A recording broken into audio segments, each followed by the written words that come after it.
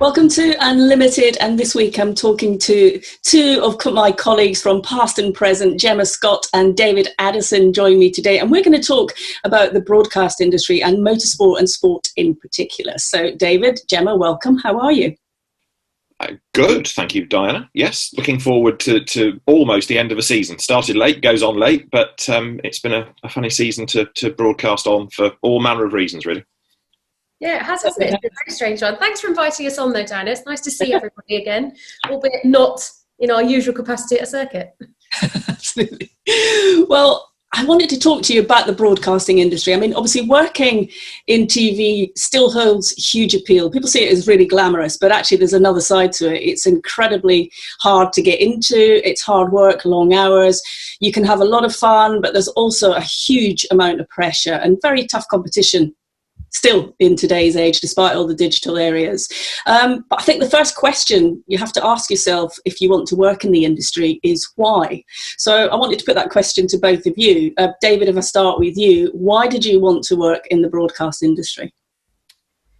I think I fell into it more than wanted to work in it, because I've been doing circuit commentary for a long, long time, and a sort of parallel part of that was doing highlights of motor racing commentary for a production company.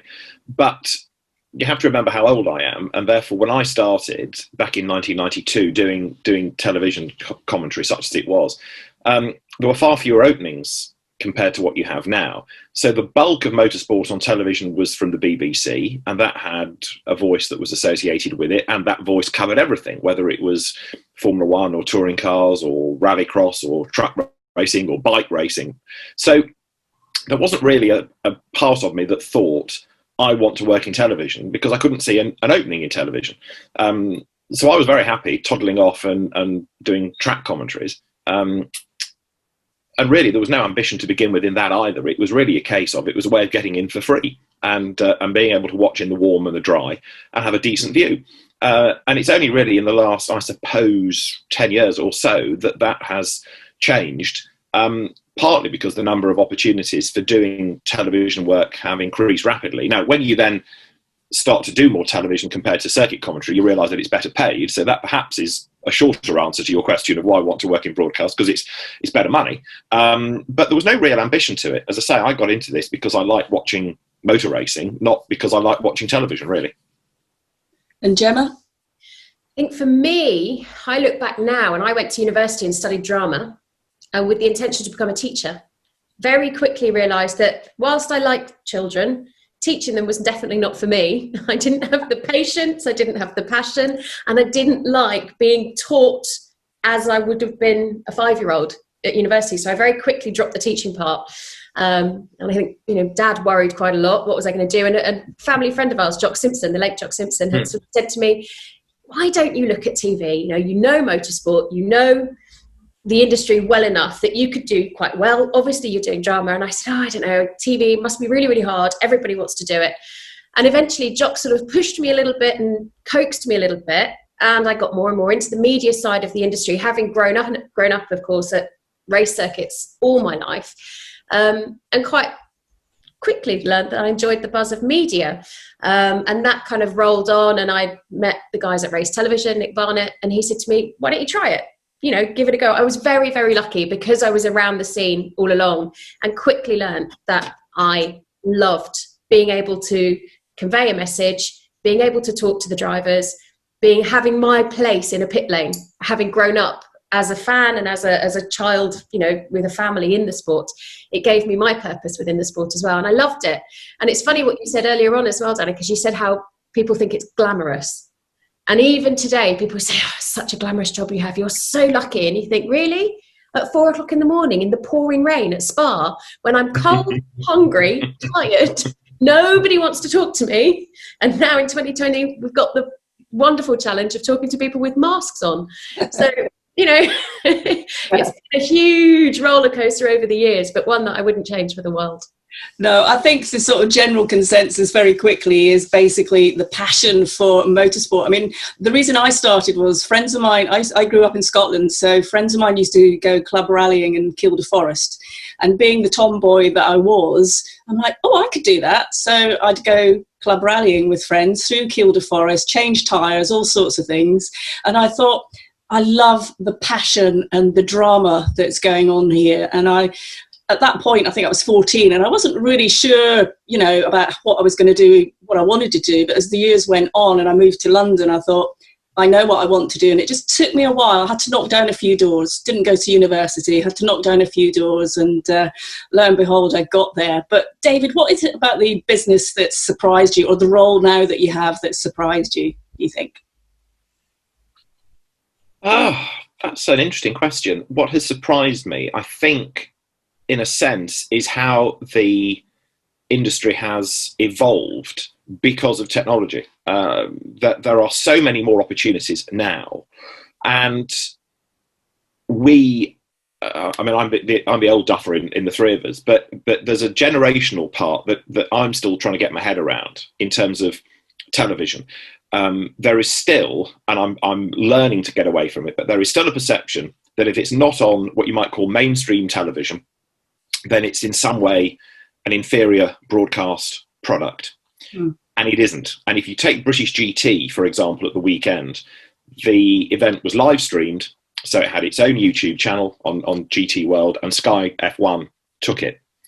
And there are still people that wrinkle their nose and say, oh yeah, it's only on the internet. And then you think, how many people have access to, for the sake of argument, Channel 4, where GT used to be shown? And how many have access to YouTube? And suddenly when you start to weigh that up, it's a massive number. And I think people are still getting their head around the fact that you can have a far greater reach on the internet. And therefore I am learning, and I think other people are still learning and are surprised by how important the internet has become for watching television, not just in motorsport, but in general, but for our purposes of this conversation, motorsport. And I'm surprised, I think, with how many outlets there are now and how many more opportunities there are. And perhaps I'm surprised with how people as a championship look at it. They don't want any more highlights 2 weeks after the race. They want it now. They want the live stream now. And it's become easier to do, and perhaps almost cheaper to do than sending cameramen and then having to do an edit, because it's all there in the immediacy. I think that's what surprised me most, how technology and progress has shaped what we watch and how we watch it and when we watch it. And for me, it seems to have just happened pretty much left of field, even though we're in the industry and we know what technology is coming and how it's being used. We've seen it with Amazon and all the stuff that they are doing, but it seems to have happened so quickly. I'm sort of a bit surprised. Were you, Gemma? Do you know what? I am surprised, but in the same way, I'm not. And I hold my hands up. As somebody who works in the TV industry, I should be massively into technology. And I'm a bit of a technophobe still. I hold my hands up completely. I still ask my 14-year-old to program the TV remotes and the Alexa things and all those sorts of things. She's going to talk to me next. But I think what's really interesting is the fact that we now are broadcasting globally. We're no longer doing, you know, I'm working for Channel 4 or I'm working for the BBC or Sky or whatever. I'm a global broadcaster. And that's something that we've become incredibly proud of. But actually, like David says, it's that instant gratification that people want. Nobody wants to watch the Formula One once it's happened. Nobody wants to watch a football match once we know the result. It's boring. It's over. It's finished. Whereas we used to have that hanging on for grandstand on a Saturday, you know, to watch what's gone on in the sport. And I think that's in some ways sad, but I'm not surprised, because we have become a generation, or the generations following on want everything yesterday. Yeah. And we can have it all now, can't we? That's the thing. We can have what we want. Look what's happened this year with lockdowns. We've managed to continue doing what we do exactly like we're doing now via Zoom technology or whatever it might be. And the world hasn't had to grind to a complete halt. We've still managed to keep things moving, which is wonderful. And that's going to shape the way we move forward as well, I think. Yeah. What that immediacy, though, and live streams has done is perhaps change the number of opportunities for better or for worse, depending on who you are, because it stands to reason that if 5 events want live streaming on the same day, you can't do all 5. Whereas in the old days, you could go and do a live event at the weekend, and you could do highlights of that championship on a Tuesday and that one on a Wednesday and that one on a Thursday. Well, now they all want live stream. Unless they're at the same event, you can't do that. So on the one hand, it perhaps deprives people of work, but it offers opportunities for other people. So actually now, to go back to a very earlier point, it's arguably easier to get involved now because there are more opportunities in terms of the number of streams and or the number of channels. But also what we don't have anymore is one voice associated exclusively with the sport, because you get to a point where certain broadcasters or certain championships say, well, we don't want him or her because they are associated with that championship. So it becomes difficult for me to go off and do an alternative touring car championship because I'm so closely associated with the BTCC.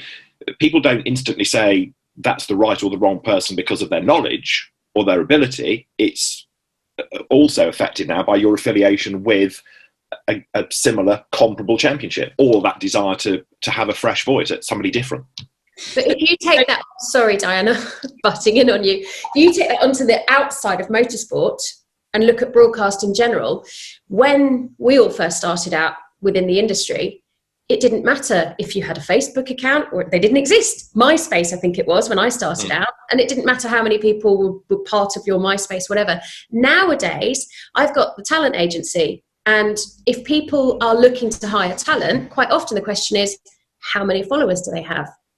Are they an influencer? Who's following them? Are they verified? And that's become a massive part of things as well, because it's frightening, isn't it, David? You've got to have, what is this language? Exactly. But it's a whole new way that people are getting work. And if you look in outside of our sport as well, the same presenters pop up on everything. They're doing Radio 1, they're doing ITV, they're doing, and there's less opportunities in that respect, whereas there were numerous MTV shows at one point, there were numerous quiz shows at one point. People have got slightly less opportunities in that as well. I think the funnel has definitely narrowed down. I think there's a little bit of a trend on that, and I think people, yes, you're absolutely 100% right, they look and see who's following them, what numbers they've got, but I think the research has shown that is a slight bit of a trend. I think when it comes back to a professional championship, the professionals that broadcast are actually there for a reason. They make it look so easy, but we all know it's not. I mean, there's no book that tells you how to be a good presenter when that camera goes on and you're live, and you have to be in a position to deal with all of that, have the knowledge and overcome the obstacles. So how do you overcome those obstacles, David, when you're on a live event? If you're someone new, you're not going to have the same understanding as someone like you that knows your sport inside out, knows the championship inside out, knows what to expect. And when the unexpected happens, you're ready to just carry on. I think in a sense, you have to partly go with your adrenaline and your instinct, but also you have to have a bit of an appreciation of what other people have done. By which I mean, if you're suddenly faced as being a presenter, think about what other presenters that you might have seen would do in a similar situation. I found myself at British GT on Sunday, suddenly being asked to go and co-present or be a pundit and a kind of co-host for the opening of the show on Sky F1. And that was also then, at the end of this interview, I need you to link to such and such. And you turn to a camera, and yes, nobody's ever trained me to do it, but I've seen enough people do it to think, well, this must be how you do it. So I think it's important that if you want to be involved in the industry, whether it's as a commentator or a presenter, watch what other people do and listen to other people and have an interest in that. Don't instantly think you can do it better, or listen to people that say, oh yeah, you're going to be great. And do be a bit humble, watch and learn from other people. What advice would you give to anyone starting out in the business? 2 elements, really. One is that if you're thinking of wanting to be a commentator, don't just think that it's the actual race. That's the easy bit. When the lights go out to the checkered flag, that's relatively straightforward because there's always action.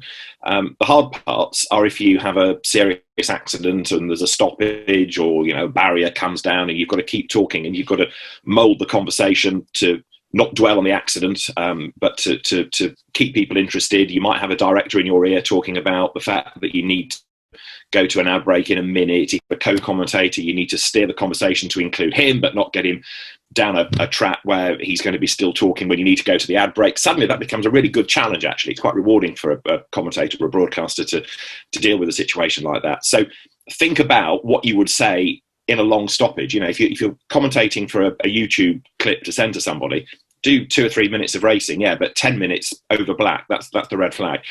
And then also listen back to it and just think, would I be comfortable sitting listening to this? It's all very well your mum listening to it and saying, well, that should be good, but could you actually stomach sitting and listening to that voice or that intonation or that style for an entire afternoon? And is it really good enough to be on TV? Because if that's what you want to be, you've got to be honest and think, actually, that doesn't sound as good as it needs to be. Or if you really think it does sound good enough, then fine, then people will listen to it. But get some honest feedback and be honest with yourself as well before you pursue it. Gemma, you've got a talent agency with Louise Beckett. What advice do you give to any future talent coming through? We focus quite heavily on show reels and what content is in the show reel to ensure that people aren't putting in the wrong side of themselves, that they're putting in what's relevant, but also being able to give the correct feedback and for talent to be able to take that feedback. I had one of my presenters sent me a self-tape yesterday and I had to say to her, I can't use this, you've got to re-record it, your lighting's not right, your makeup's not right today, and for some reason have you got a bad neck because your head's on the side? And you've got to be able to take the criticism. You have to be able to give that and to receive it. Over the years, we've all taken offence when somebody has said, what did you ask that question for? Or, what did you wear that for? But actually people are saying it because they think that you can do better. And I think that's the nice thing to be able to do, is to say to people, look, I believe in you, but that's not correct, or you've not done a good job there. So just refocus and listen to that advice and be able to take it is the hardest part, but it's most crucial. Final question for you. It's been great chatting to you. Some really good insight there. David, obviously we've worked together over the years. What would you say is your biggest achievement to date? Oh gosh, I have absolutely no idea. I don't think I've achieved anything at all. All I've done is go through life being able to watch motor racing and enjoy my hobby, and nowadays get paid for it. I don't necessarily think I've achieved anything. I mean, it's quite nice in a sense when you might find yourself on a as an example, on a plane. I went to India a couple of years ago and punched through the channels, and I found myself doing Goodwood on one of the channels. And it's perhaps quite nice, as happened a few months back, where you walk into a shop with your 8-year-old, and the guy behind the counter recognises you from touring car coverage, and that's not so much for me, but it's for my little girl, who's all excited because somebody knows Daddy. But no, I wouldn't say I've really achieved anything, other than I've had a very good run out of enjoying my hobby. And hopefully, if I've achieved anything, it is to have entertained and informed people along the way.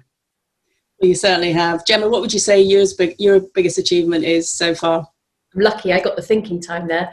I would say, I mean, obviously, I just feel incredibly lucky that I've been able to do as much as I've done. And every day, I'm grateful for that. But I think for me, the greatest achievement was early part of this year in Marrakesh for the Formula E in the fan zone.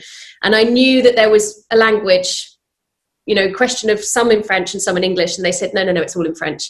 I only learned French in the last 5 years. And I took on the challenge and I did it. And I was proud of that. And I think that's probably my greatest achievement. Being able to now present in French and translate and what have you is a great achievement. And it's helped my career loads. So I've got to say, that's the one thing I was going to say at the end of this about you, is how impressed I was when I bumped into you in the pit lane with Formula E in Monaco. And the next thing I hear is you translating with Prince Albert, I think it was, in French. And I remember looking and going, wow, that's really